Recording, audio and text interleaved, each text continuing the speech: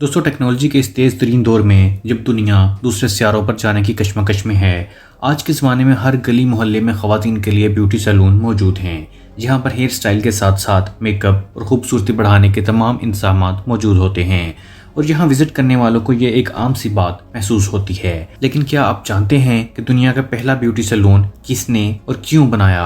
اور اس کے پیچھے اس کی کتنے سالوں کی محنت تھی؟ اگر آپ نہیں جانتے تو آج کی اس ویڈیو میں ہم آپ کو اسی بارے میں بتائیں گے۔ مارتھا میٹلڈا کو دنیا کا پہلا بیوٹی سیلون کا بانی کہا جاتا ہے، جو 1857 میں کینیڈا میں پیدا ہوئیں۔ ان کا تعلق انتہائی غریب گھرانے سے تھا۔ ان کی غربت کی انتہا کا اندازہ اس طرح سے لگایا جا سکتا ہے کہ ان کے والدین نے ان کو صرف 7 سال کی عمر میں گھر سے 60 میل دور اپنے عزیزوں کے گھر بھجوا دیا، تاکہ وہاں اس کے کھانے پینے کا بھی انتظام ہو سکے اور وہ کچھ اچھے طور طریقے بھی سیکھ سکے۔ ابتدا میں مارتھا نے اپنے رشتہ داروں کے گھر گھریلو ملازمہ کے طور پر کام کیا، مگر کچھ عرصے کے بعد اس نے ایک جرمن ڈاکٹر کے پاس ملازمت اختیار کر لی، جہاں پر اس نے نت نئے تجربات سے آگاہی حاصل کی۔ اپنی اس ملازمت کے دوران ہی مارتھا کو صحت و صفائی کے حوالے سے آگاہی حاصل ہوئی، اور اس کو روزمرہ کی طرز زندگی کے حوالے سے بھی ایسے بہت سارے اقدامات کے بارے میں پتہ چلا جس سے اس وقت کے لوگ آگاہ نہ تھے۔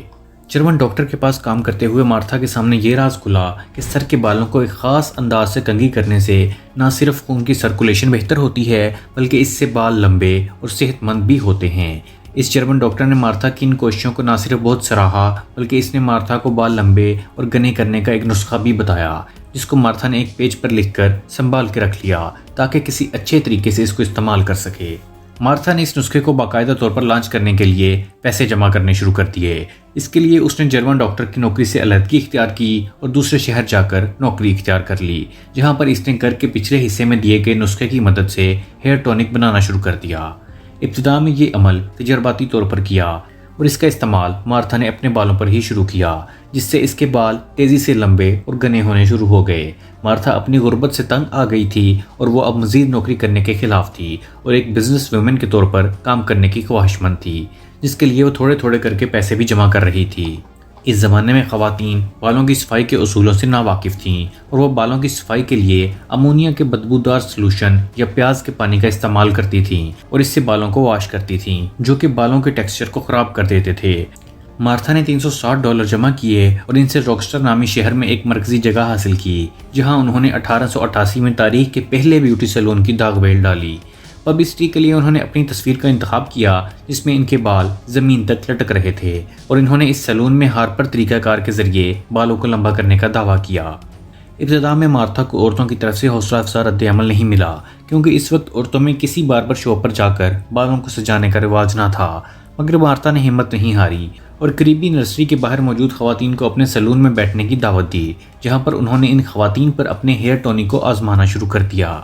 اس طریقہ کار کے مطابق مارتھا پہلے تو خواتین کو اپنے بنائے ہوئے شیمپو سے ان کے بالوں کو واش کرتی اور اس کے بعد اس پر اپنے ٹونک کا استعمال کرتی۔ دیکھتے ہی دیکھتے مارتھا کا یہ سیلون اور طریقہ کار تیزی سے مشہور ہونا شروع ہو گیا۔